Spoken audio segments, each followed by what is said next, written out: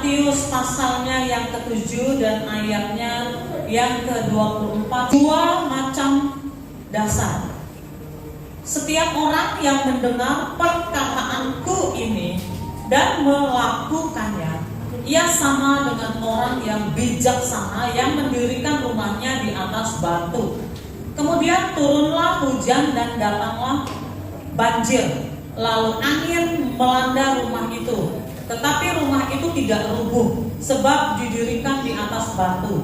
Tetapi setiap orang yang mendengar perkataanku ini dan tidak melakukannya, ia sama dengan orang yang bodoh yang mendirikan rumahnya di atas pasir.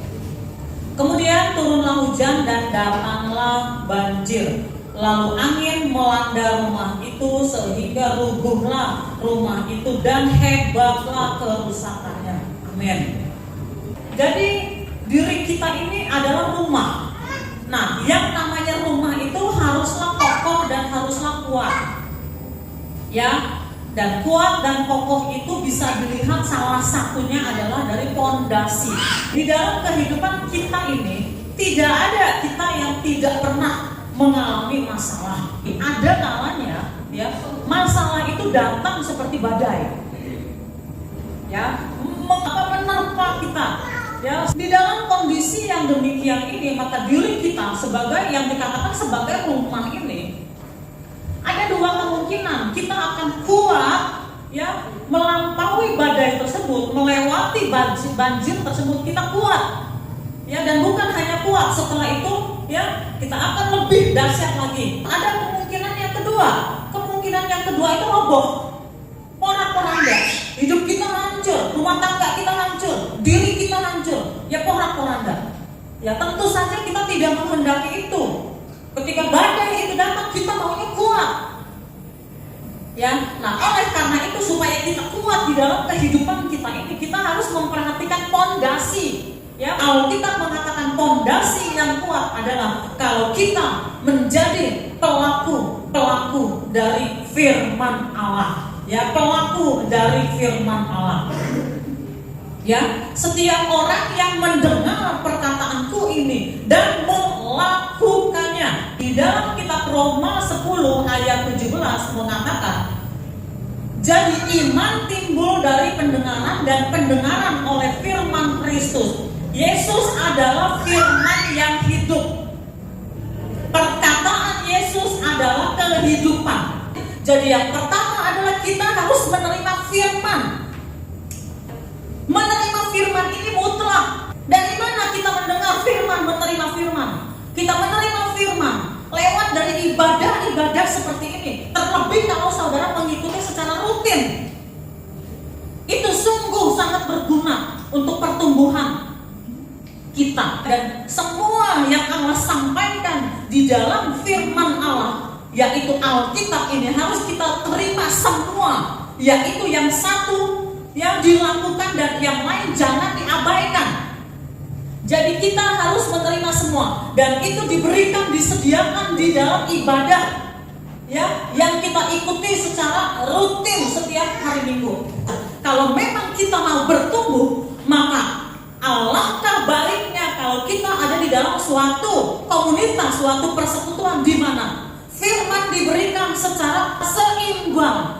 Ya, tentang pikul salib kita juga mendapatkan tentang iman, tentang berkat-berkat. Ya, semua kita dapatkan. Ya, setiap komunitas, setiap gereja itu punya panggilan sendiri-sendiri. Ya, semua punya visi yang Allah berikan. Jadi kita jangan visi sepotong-sepotong kita terima. Selain itu, seharusnya kita membaca Alkitab secara pribadi. Jadi yang namanya membaca Alkitab itu secara pribadi itu adalah wajib.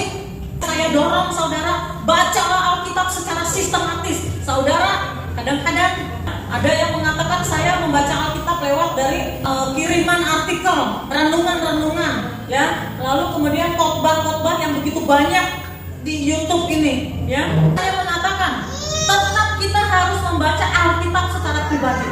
Baca dari buku. Baca dari buku ini, baca. Saya berkali-kali mengatakan, saudara yang sudah punya Alkitab, perhatikan apakah Alkitab di rumah, ya suami istri punya Alkitab satu keluarga satu. Saya mengatakan saudara harus punya Alkitab sendiri-sendiri. Kalau saudara mengatakan saya hanya punya satu bersama, saya katakan bilang, sampaikan kepada kami dan kami akan berikan Alkitab baru untuk saudara. Berkali-kali saya mengatakan, ya, penting sekali kita membaca Alkitab ini secara pribadi kalau memang kita mau bertumbuh. Lalu berulang-ulang saya mengatakan bagi saudara yang baru mau memulai membaca Alkitab ini secara sistematis, ya, artinya berurutan, ya, pasal 1, pasal 2, pasal 3. Saya mengatakan bacalah terlebih dahulu perjanjian baru dan bukan perjanjian lama. Ya, perjanjian lamanya nanti setelah perjanjian baru selesai. Setelah selesai 2-3 kali berurutan, ya, Matius, Markus, Lukas, Yohanes, Kisah Para Rasul dan seterusnya. Selesai saudara baca, ulang lagi perjanjian baru, Matius, Markus, saudara ulang sampai saudara menghidupi, ya, perjanjian baru tersebut. Saudara hidup di dalam perjanjian baru, barulah saudara baca itu perjanjian lama, Jadian, Keluaran dan seterusnya. Begitu caranya membaca Alkitab. Jadi saya dorong kita semua baca Alkitab secara pribadi. Kalau kita memang mau punya fondasi yang kuat, ya. Nah, sampai firman yang saudara baca itu meresap, ya, masuk ke dalam batin saudara, masuk ke dalam batin. Begitulah cara membaca Alkitab. Jadi bukan cuma sekedar cepat. Yang penting saya sudah sampai, ya, kitab kesekian, ya, sudah selesai. Bukan itu, tetapi ada penekanan yang masuk ke dalam batin. Begitulah kalau kita memang mau bertumbuh, ya. Lalu setelah itu, ya, firman yang sudah masuk di dalam batin kita, yang sudah meresap masuk di dalam batin kita, mulailah kita belajar menjadi pelaku firman. Kita belajar taat. Ketika kita belajar taat dan menjadi pelaku firman ini, maka disitulah kita sedang membangun fondasi batu dan bukan pasir. Ya, jadi bangunan diri kita ini dibangun bukan di atas pasir, di atas batu. Ketika satu saat, ya, ada angin, ada hujan, lalu ada badai menerpa, ya, maka firman itu akan menguasai diri kita, memberikan kekuatan, memberikan kemampuan, sehingga kita tidak ambruk, tidak goyah, kita tidak jatuh, tidak hancur, ya, tetapi kita tetap tegak, ya. Kita tunggu sampai badai ini lewat, kita tunggu sampai banjir ini mulai agak-agak mereda, lalu kita mulai bangkit dan kita bisa bangkit. Bahkan dikatakan, ya, badai, ya, kita bisa terbang di atas badai, ya, kita terbang di atas badai. Ada orang-orang tertentu ketika badai datang dia ciut, dia terintimidasi, dia takut, dia hancur. Tapi ada orang tertentu ketika badai itu datang, dia naik mengatasi badai, dia terbang di atas badai, ya, dan badai itu membawa dia ke tingkat yang lebih tinggi dan lebih tinggi dan lebih tinggi. Dan dia mengalami kuasa Allah yang dahsyat, sehingga apa yang terjadi? Badai itu tidak menghancurkan dia, tetapi badai itu justru membuat dia menjadi pribadi yang lebih kuat, ya, membawa kepada masa depan yang lebih dahsyat lagi, ya, kepada hal-hal yang lebih luar biasa lagi lewat badai. Ada orang-orang yang ketika badai datang justru dia lompat naik, terbang, menjadi pribadi yang luar biasa, membawa kepada masa depan dan keberhasilan. Kita mau seperti itu. Kita mengaminkan, mulailah kita mencintai firman Allah.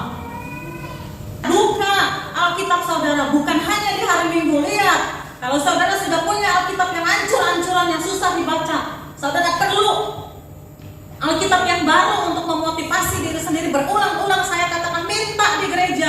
Gereja akan memberikan kepada saudara Alkitab yang baru. Dalam kitab Lukas 11 ayat 28, yang berbahagia ialah mereka yang mendengarkan firman Allah dan yang memeliharanya. Saya pernah bercerita, saya mendapatkan mimpi. Nah, jadi mimpinya begini. Di dalam mimpi, saya ada di dalam rumah saya, ya, perpaduan antara rumah saya dan rumah orang tua saya. Jadi saya bingung itu sebetulnya rumah saya atau rumah orang tua saya. Nah, berasal dari rumah itu, ya, saya pergi keluar keluar dari rumah, saya diikuti oleh suatu makhluk yang besar, makhluk yang menakutkan. Lalu saya berlari, ya menghindari makhluk tersebut. Saya pikir kalau saya masuk ke rumah saya, takutnya nanti ya makhluk itu akan mengganggu orang-orang di rumah. Ya, jadi lebih baik saya aja yang kabur saja, ya supaya makhluk ini jangan mengobrak-abrik saya di rumah saya. Saya berlari. Dan karena terus ya makhluk itu mengikuti saya, dan di dalam mimpi makhluk itu makin besar, makin besar, makin besar.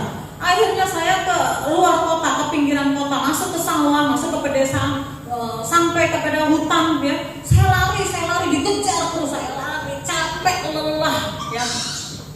Lalu saya berpikir, ada sebuah gunung, lebih baik saya naik ke atas gunung. Kalau saya naik ke atas gunung, mungkin dia tidak bisa mengikuti saya ke atas gunung. Saya lari ke atas gunung. Ternyata ya, dia mengikuti saya sampai ke puncak gunung. Dan di puncak gunung itu saya gak bisa lari kemana-mana lagi karena sudah di puncaknya. Dan ternyata makhluk itu besarnya itu sampai setinggi gunung itu. Gak bisa lagi saya pergi, dan dia siap menyergap saya. Dan ketika dia siap menyergap saya, tiba-tiba saya melihat halilintar yang sangat besar. Dan halilintar itu ya, dia menghancurkan makhluk itu. Dan halilintar itu bertulisan firman Allah.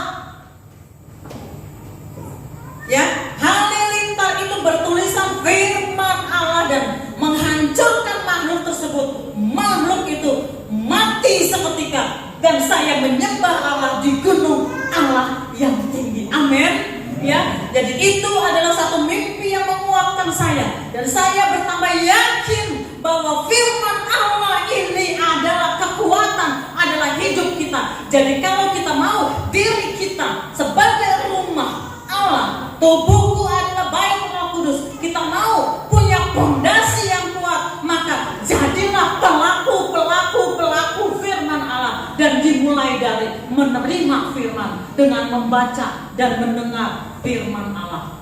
Ya, itu yang saya sampaikan. Kalau saudara menerima peset ini, menerima pesan ini, dan saudara mau melakukan mulai dari hari ini, mulai dari hari esok Senin dan Selasa, saudara akan melihat perbedaan kehidupan saudara. Siapa yang mengatakan iya Tuhan, amin, aku mau Tuhan. Kita tunduk kepala dan kita berdoa.